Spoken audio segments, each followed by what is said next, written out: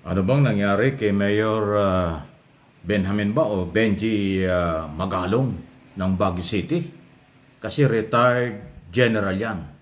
Magaling na investigador. Yan ay bago nagretiro ay director ng CIDG, Criminal Investigation Detective Group. Magaling mag-imbestiga. Di ba pag investigador ka, ebidensya muna bago ka mag-file ng kaso. Ebidensya muna bago ka magsalita. Ay ito ho nung siya maging mayor, lalo na ngayon, under President Marcos, may mga sinasabi niyang matindi raw ang korupsyon sa pamahalaan. Pero hinamon ng palasyo ng Malacanang maglabas ng ebidensya. Wala naman pala siyang hawak. Ang sinasabi niya, nasa gobyerno daw ang ebidensya. Ano yun? Sayang naman yung pagiging magaling na investigador nito noong araw. Bakit nag-iba nung maging politiko?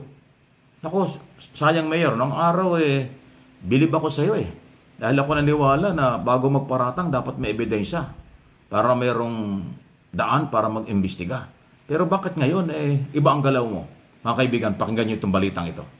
Kasi nga, there's no choice but to defend, of course, the administration. Pero ang ginagawa ko lang naman dito is what is really happening. Ayan, Actually, nasa kanila nga ngayon may mga ebidensya Ayan, Unang-una, doon pa lang sa AKAP hindi naman nakasali yan sa NEP. Bakit nagkaroon sa bicameral ng NEP ng AKAP bigla? Itong pahayag ni Baguio City Mayor Benjamin Magalong hinggil. Alam niyo yung AKAP program, panahon pa ni Gloria, may AKAP na.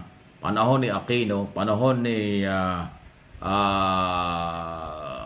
Duterte, may ayuda. Kasi yung ayuda, yan na yung AKAP. Yan ay para sa kapus palad, nangangailangan ng pera. Kaya nga AKAP, kaya nga ayuda. Matagal na yan Bakit nung mga nakaraang gobyerno, nakaraang pamahalaan, walang sinasabi si Mayor Magalong? Bakit ngayon, under President Marcos, meron na sinasabi? Pakinggan natin ang tuloy-tuloy pong balitang ito. Sa hamon ng Malacanang na magpakita siya ng ebidensya sa pahayag na ang pambansang budget ngayong taon ay ginagamit bilang pondo sa halalan. Sa press briefing kahapon, sinabi ni Palace Press Officer Undersecretary Claire Castro na bagamat nirerespeto niya ang pahayag ni Mayor Magalong, mas makabubuti kung suportahan ng alkalde ang kanyang pahayag gamit ang mga ebidensya. Kung meron pong ebidensya, ito naman po ay may kaso na patungkol po sa GAA at sa enrolled bill. Yes. Magbigay na lang po siya ng ebidensya doon para kung meron pong issue ay mas maliwanag. Pero kung maibibigay niya po sa amin, sa PCO, kahit po sa akin, mas maganda po kung mababasa ko lahat ng mga ebidensya niya. At ito po ay ating paiimbestigahan. Sagot naman ni Mayor Magalong sa hamong maglabas ng ebidensya upang mapatunayang may katotohanan ang kanyang mga bintang. Talagang this is a challenge to all of us dahil another is they want me to produce evidence when in fact ang ebidensya nandun na sa mukha nila.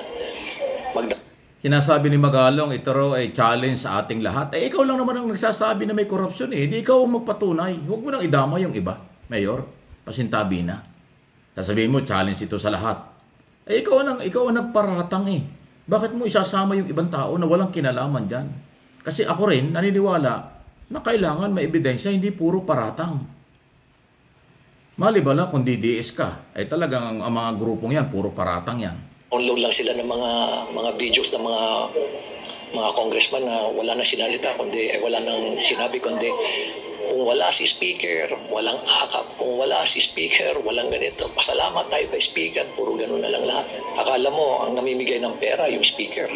Bakit pera ba niya yan? Pera ng taong bayan yan. Wala pang direktang... Yan na nga. Di maglabas ka ng ebidensya. Hindi yung chismis lang at kwentuhan lang. Dati kang Criminal Investigation Detective Group. Di ba ebidensya muna bago salita? Mayor, sayang naman. Nung araw, bilib ako sa iyo At magaling ka Bakit ngayon baka nahawa ka sa mga DDS. Hindi makakabuti sa iyo yan. Although sa pagiging mayor mo sa Baguio, hindi ka naman mawawala dyan dahil malakas ka dyan. Pero yung kredibilidad, mahalaga. Mayor, yan, challenge ka na ng Malacanang. Maglabas ka ng ebidensya. Ngayon, sinasabi mo, wala. Challenge daw sa atin lahat. So, speculation, pagbibintang lang yan, paratang lang yan. Sasabihin mo, nasa gobyerno ng ebidensya. Ano yun? Bakit ganun? Nahawa ka na sa ibang mga kasamahan mo, Huwag kayong puro bintang kung walang pagpapatunay. Kasi pag challenge kayo at binalikan, ay wala naman palang papakita. Di kaya lang kayo. Pero kung meron kagad kayong ebidensya, hindi ang daling ipaliwanag. Pero yung sasabihin, isi-challenge sa ating lahat. Abahati ka muna, kayo lang. Huwag mong lahatin. Yung mga nag-aakusa lang ang merong karapatan, obligasyon, maglabas ng record. Para ka din ng mga DDS na puro bintang na bayaran, pero wala namang resibo. Wala namang ebidensya, puro paninira lang. Yung nagbibintang ng bayaran, siguro kayo yun. Pero si Mayor, hindi naman ako naniniwalang bayaran niya. Matino niya kahit papaano. Pero kaya nga lang, dito siya sa isyong ng expose na sinasabi niyang laganap ang korupsyon sa gobyerno, ang problema, challenge na siya, pinatulan siya ng Malacanang, wala namang mailabas na ebidensya. Ay ano yan?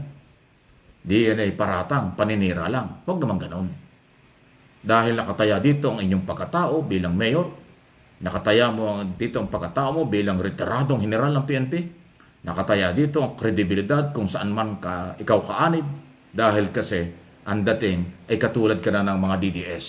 Nakadalasan, paninira, pagpaparatang, pagbibintang, puro verbal, walang dokumento, walang ebidensya.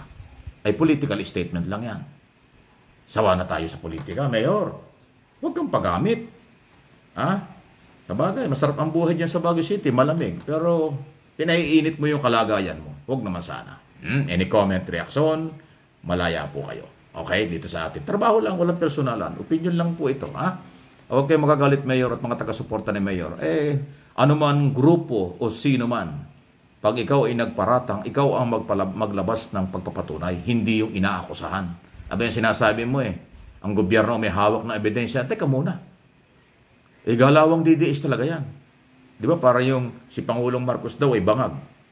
Si Pangulong Marcos daw ay korap. Pero nang harapan ng ebidensya, sandali. Kayo maglabas ng ebidensya. Sandali. Bakit ganon? Yung inaakusahan mo, maglalabas ng ebidensya laban sa kanya? Hindi dapat ganon. Dapat ang nag-aakusa ang naglalabas ng pagpapatunay o ebidensya. Huwag niyong ipasa sa gobyerno. Kayo nag-aakusa, pambira.